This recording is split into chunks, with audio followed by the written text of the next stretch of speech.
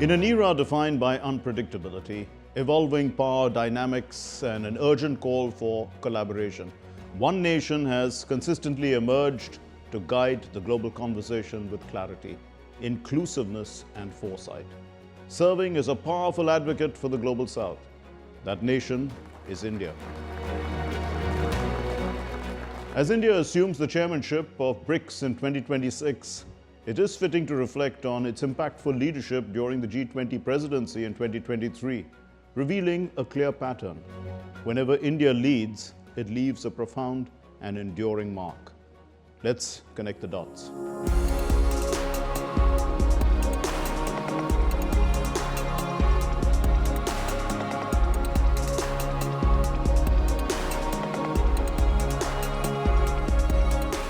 India's BRICS Chairmanship 2026 centers on the theme of building for resilience, innovation, cooperation, and sustainability. This vision is built upon four foundational pillars: resilience, enhancing collective strength to endure global shocks, whether economic, health-related, or geopolitical; innovation, advancing digital public infrastructure, fintech, artificial intelligence, and emerging technologies to foster inclusive growth; cooperation, strengthening political security and economic ties among BRICS nations;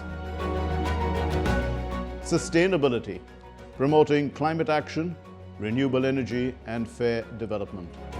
In January 2026, India's External Affairs Minister introduced the logo and theme, symbolizing inclusivity, dialogue, and shared progress. At its heart blooms the lotus. This vision transcends mere words.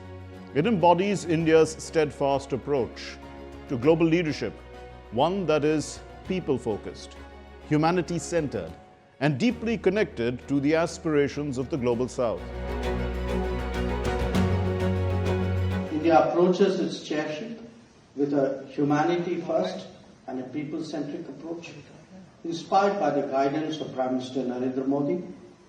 Our chairship theme, building for resilience, innovation, cooperation, and sustainability, reflects our belief that cooperation among BRICS members can help address shared challenges in a balanced and in an inclusive manner.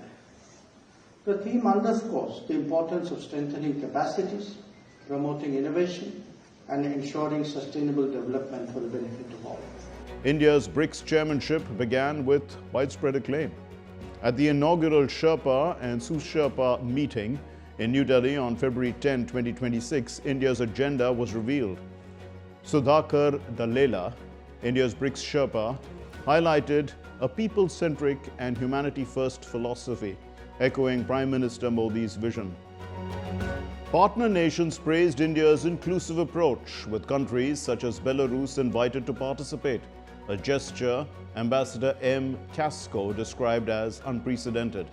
Member states warmly received India's priorities, recognizing how resilience, innovation, cooperation, and sustainability directly address urgent challenges like the global economy, climate change, and geopolitical tensions.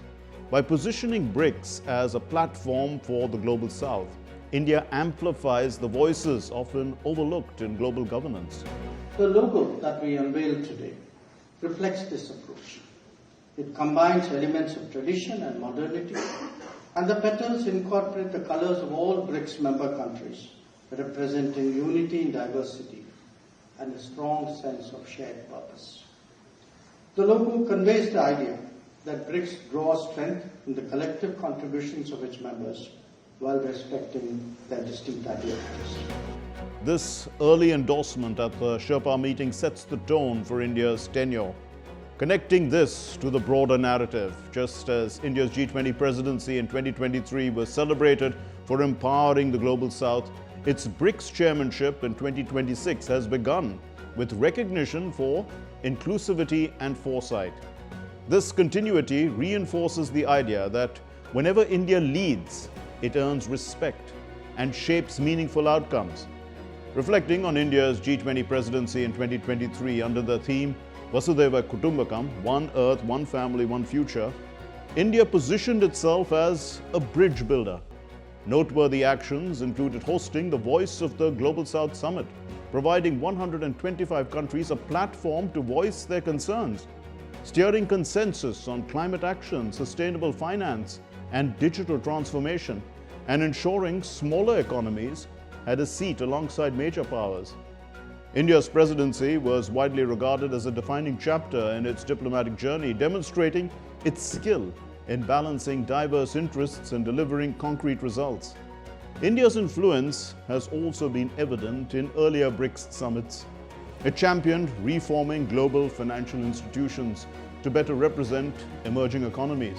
At the 2016 Goa summit, India advocated for enhanced cooperation against terrorism and greater collaboration in digital economy initiatives. More recently, India's role in BRICS has been synonymous with championing the Global South, promoting equitable governance and multilateralism. Each time India has held the presidency, it has guided BRICS toward inclusivity and pragmatic cooperation. The common thread between India's 2023 G20 presidency and its 2026 BRICS chairmanship is a consistent leadership style. Inclusivity, ensuring the Global South's voices are heard, innovation, promoting digital public infrastructure exemplified by India's Aadhaar and UPI systems as global models, consensus building, mediating diverse interests among G20 members and BRICS partners alike, a humanity-first approach framing global cooperation around human welfare beyond economics and geopolitics.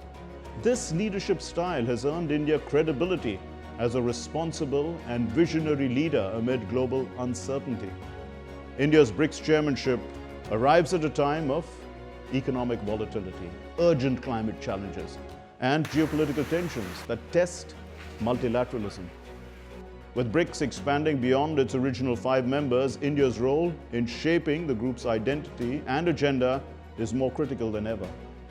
Building on its G20 achievements, India is poised to champion the Global South, ensuring BRICS remains a platform for emerging economies, advance digital cooperation through its expertise in digital public goods, promote climate responsibility aligned with global goals, and strengthen multilateralism as a counterbalance to unilateralism. Just as India's G20 presidency left a legacy of inclusivity and innovation, its BRICS chairmanship is set to redefine the group's role in global governance.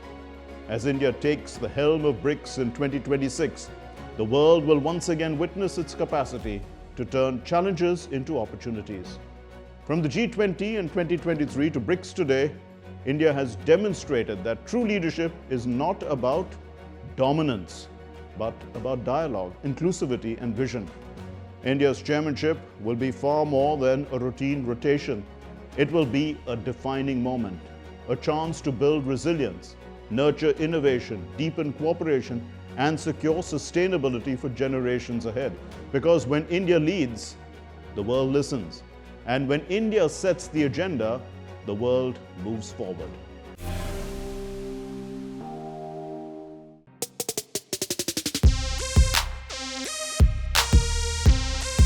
The Super Bowl halftime show is usually remembered for spectacle, major stars, flashy visuals, and moments meant to entertain a massive audience. But in 2026, the halftime show became something else. It turned into a political and cultural flashpoint, sparking debate far beyond the stadium.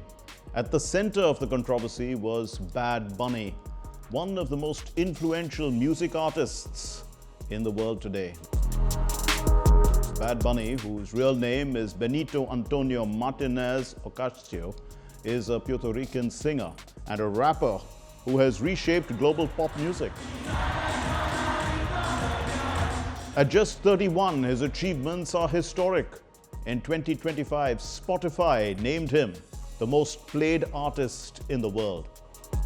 1 week before the Super Bowl, he became the first artist to win the Grammy for Album of the Year with a Spanish-language album, Debí tirar más fotos. That background made his selection as the Super Bowl LX halftime headliner historic. It also made it controversial. On February 8, 2026, at Levi's Stadium in Santa Clara, California, Bad Bunny delivered a 14-minute halftime performance unlike any before it. It was the first Super Bowl halftime show performed almost entirely in Spanish. The broadcast drew a record 135.4 million viewers, making it the most watched halftime show in NFL history. But almost immediately, backlash followed. US President Donald Trump did not attend the Super Bowl LX. Instead, he hosted his annual Super Bowl watch party at his Trump International Golf Club in West Palm Beach, Florida, where he watched the game on television. After the halftime show aired, Trump criticized the performance on his social media platform Truth Social. Trump wrote, and I quote, "The Super Bowl halftime show is absolutely terrible. One of the worst ever. It makes no sense. Is an affront to the greatness of America." He further added, "Nobody understands a word this guy is saying, and the dancing is disgusting, especially for young children that are watching from throughout the USA and all over the world. This show is just a slap in the face to our country," unquote. Trump had already criticized Bad Bunny weeks earlier, calling his selection as the halftime performer absolutely ridiculous. His comments helped push the performance into the center of national debate. Other conservatives echoed the criticism. Republican Congressman Andy Ogles of Tennessee and several GOP lawmakers called for a formal investigation into the NFL and NBC, claiming the show was inappropriate for a family broadcast. Conservative media figures framed the performance as part of a wider cultural shift they opposed. At the same time, the conservative group Turning Point USA organized a parallel event called the All-American Halftime Show, headlined by Trump-supporting singer Kid Rock. It was promoted as a woke-free alternative for viewers unhappy with Bad Bunny's performance. To understand why the show triggered such strong reactions, it's important to look at what Bad Bunny actually presented on stage. The performance was designed as a tribute to Puerto Rico and a broader reflection on identity across the Americas. The stage featured sugarcane fields and La Casita, a small house modeled after traditional Puerto Rican homes. This is a recurring symbol in Bad Bunny's concerts. Guest performers like Lady Gaga and Ricky Martin appeared on stage, while celebrities included Pedro Pascal, Cardi B, Karol G, and Jessica Alba. They were shown dancing around the house. Bad Bunny performed songs closely tied to Puerto Rico's recent struggles. One of them, El Apagón, addresses the island's ongoing power grid failures and economic challenges. During the performance, dancers dressed as jabaros. Jabaros are traditional Puerto Rican farmers. Performers climbed electric poles, visually referencing those issues. At another moment, Bad Bunny held a light blue Puerto Rican flag, a historical symbol associated with the island's independence movement. Despite the political interpretations, Bad Bunny did not make direct statements against the US government during the show. He spoke just one line in English, "God bless America." As the performance reached its climax, dancers carried flags from countries across North, Central, and South America. Bad Bunny listed their names aloud. Behind him, a billboard read, "The only thing more powerful than hate is love." The performance ended with him spiking a football bearing the words, "Together we are America." For supporters, the message was about unity across the American continent. For critics, it challenged traditional ideas of what America means, especially on the Super Bowl stage. The broader political context also shaped how the show was received. Just a week earlier at the Grammy Awards, Bad Bunny had said "Ice out" during his acceptance speech, criticizing US immigration enforcement. He has been outspoken against Trump's deportation policies and openly supported Kamala Harris in the 2024 presidential election. Ice out! We don't want people killing American citizens. Although none of this was directly stated during the halftime show, it influenced how the performance was interpreted. Now, outside the United States, reactions were notably different. Across Latin America, leaders and citizens praised the performance as a rare moment of representation on one of the world's biggest stages. The Chilean president, Gabriel Boric, described the show as carrying geopolitical meaning. Today, Bad Bunny's concert at the Super Bowl halftime show is trending. And it was a very powerful act because deep down, I would say, it was even a geopolitical act. Boric later expanded on that idea. When the President of the United States generates this idea of updating the Monroe Doctrine is from the early 19th century and said America for Americans, understanding Americans to be themselves, the United States. And Bad Bunny tells them in the middle of his biggest party that Americans are all of us who live on the American continent. En el continente americano. Mexico's President Claudia Sheinbaum also highlighted the symbolism.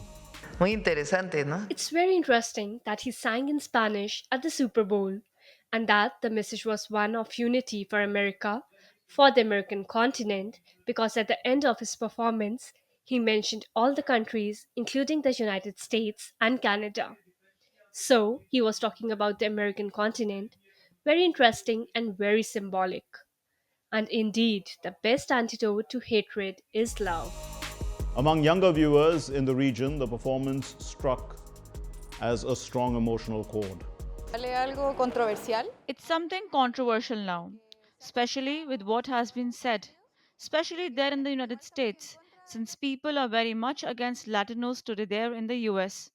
But I think it's still an important message, since here in Latin America, it's something that I think hit hard, and most Latin Americans liked it.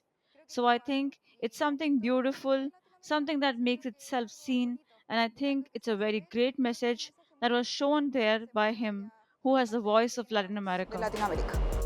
After the game, the controversy continued online. Amid intense political attacks and trolling, Bad Bunny wiped his Instagram account, which had over 51 million followers. While some viewed it as a response to the backlash, others speculated it could be linked to future projects. Commercially, the response told a different story. In the days after the Super Bowl, Bad Bunny's Spotify streams surged by 470% worldwide. Now let's look at some numbers. More than 36 million Latinos were eligible to vote in the 2024 US election, making up about 15% of the electorate.